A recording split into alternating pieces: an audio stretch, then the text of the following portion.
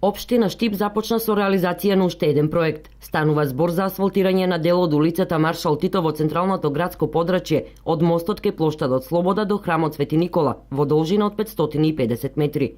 Конкретно ќе се асфалтира до крстосницата каде се спојуваат веќе асфалтираните улица Димитар Влахов и дел од булеварот Гоце Делчев. Рокот за асфалтирање е 20 дена, се разбира тендерски, меѓутоа според информациите од изведувачот, за една недела ќе биде завршена целата работа. Од денес се започнува со отстранување на стариот стол од асфалтот и веќе во наредните денови ќе биде поставени новиот.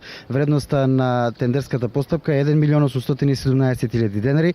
Асфалтирањето на секоја улица досега и во иднина ќе се реализира откако вработени во јавното предпријатие ИСР вршат подготовка за поставување на водоводната и канализациона мрежа.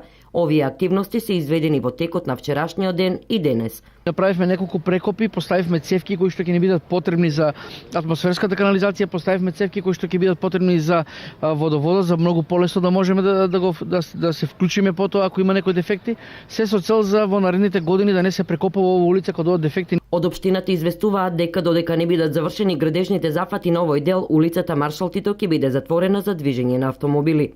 Откако ќе се завршат работите на асфалтирањето на улицата Маршал Тито, веднаш се започнува со подготовки за останати улици во Штип предвидени со програмата.